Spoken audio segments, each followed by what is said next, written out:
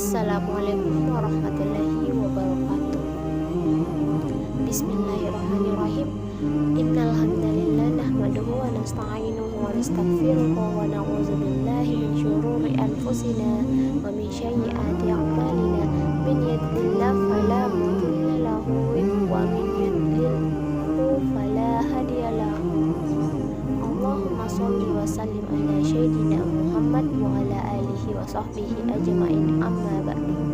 Pertama-tama, marilah kita panjatkan puji syukur atas kehadirat Allah Subhanahu wa taala, atas berkat, rahmat dan karunia-Nya kita masih dapat bersyukur dan menaati perintahnya. Amin ya rabbal alamin. Tak lupa pula kita panjatkan sholawat kepada baginda kita Muhammad sallallahu alaihi wasallam. Allahumma sholli ala Muhammad. Judul kultum yang ingin saya bawakan ialah Al-Quran dan Hadis Pedoman Hidup. Sumber hukum Islam merupakan suatu rujukan, landasan atau dasar yang utama dalam pengambilan hukum Islam. Sudah menjadi pokok ajaran Islam, sehingga segala sesuatu haruslah bersumber atau berpatokan kepadanya.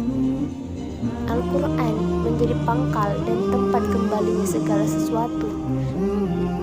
Al-Quran juga menjadi pusat tempat menggalinya sesuatu. Oleh karena itu, sebagai sumber yang baik dan sempurna hendaklah memiliki sifat dinamis, benar dan mutlak. Yang dimana dinamis maksudnya ialah Al-Quran dapat berlaku di mana saja, kapan saja, dan kepada siapa saja. Benar artinya Al-Quran mengandung kebenaran yang dibuktikan dengan fakta dan tidak akan terbantahkan. Al-Quran dan hadis menjadi sumber hukum Islam. Al-Quran karamullah yang diturunkan kepada Nabi Muhammad SAW dalam bahasa Arab yang disampaikan kepada kita secara mutawatir. Ditulis dalam mushaf, dimulai dengan surah Al-Fatihah yang diakhiri dengan surah An-Nas. Membacanya berfungsi sebagai ibadah, sebagai mukjizat Nabi Muhammad SAW, dan sebagai hidayah atau petunjuk bagi umat manusia. Seperti dalam firman Allah Subhanahu wa taala yang berbunyi, Bismillahirrahmanirrahim. Inna hadzal Qur'ana yahdi lillati hiya aqwamu wa yubashshirul mu'minina allazina ya'maluna sholihati anna lahum ajran kabira.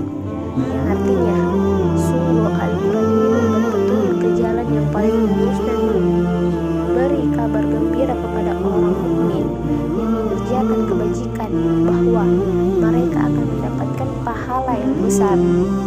Quran Surah Al-Isra surah ke-17 ayat 9. Sumber hukum Islam Al-Quran memiliki kedudukan yang sangat tinggi, sumber utama dan pertama, sehingga semua persoalan harus merujuk dan berpedoman kepadanya sesuai dengan firman Allah Subhanahu wa taala dalam Al-Quran. Ya ayyuhallazina amanu atti'ullaha wa atti'ur rasul wa ulil amri minkum fa in tanaza'tum fi syai'in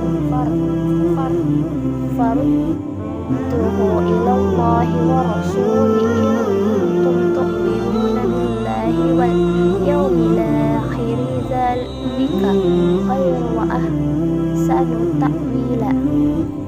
Yang artinya, wahai orang-orang yang beriman, taatilah Allah dan taatilah Rasulnya, yaitu Muhammad, dan ulil amri, pemegang kekuasaan di antara kamu. Kemudian jika kamu berbeda pendapat tentang sesuatu, maka kembalilah kepada Allah Subhanahu wa taala dan Rasulnya.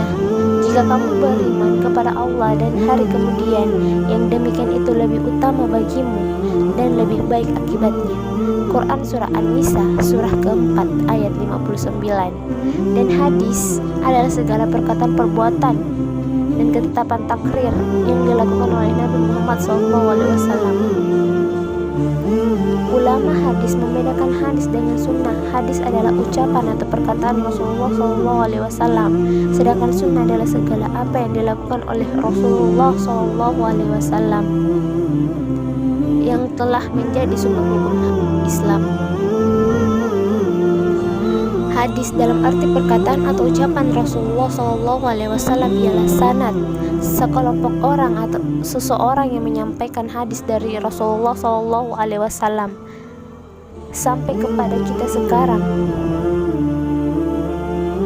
Matan, isi atau materi hadis yang disampaikan Rasulullah SAW dan rawi adalah orang yang meriwayatkan hadis. Sebagai sumber hukum Islam, hadis berada satu tingkat di bawah Al-Quran, yang artinya jika sebuah perkara hukumnya tidak dapat di dalam Al-Quran, yang harus dijadikan sandaran berikutnya adalah hadis tersebut. Hal ini sebagaimana firman Allah Subhanahu wa taala, Bismillahirrahmanirrahim. Wa ma atakumur rasulu fakhuzuhu wa ma nahakum anhu fantahu wattaqullaha innallaha syadidul iqab.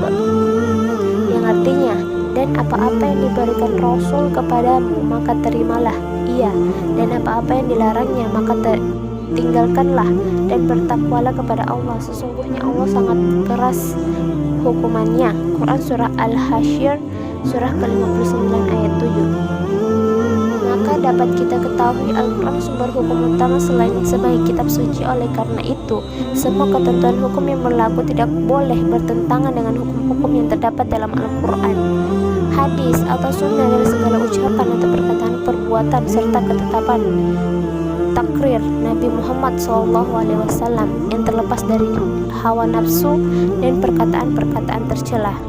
Baik, hanya itu saja yang dapat saya sampaikan. Kurang dan lebihnya mohon dimaafkan, karena manusia tak luput dari kesalahan. Subhanakallahumma wa hamdika asyhadu an la ilaha illa anta astaghfiruka wa atubu ilaik. Wassalamualaikum warahmatullahi wabarakatuh.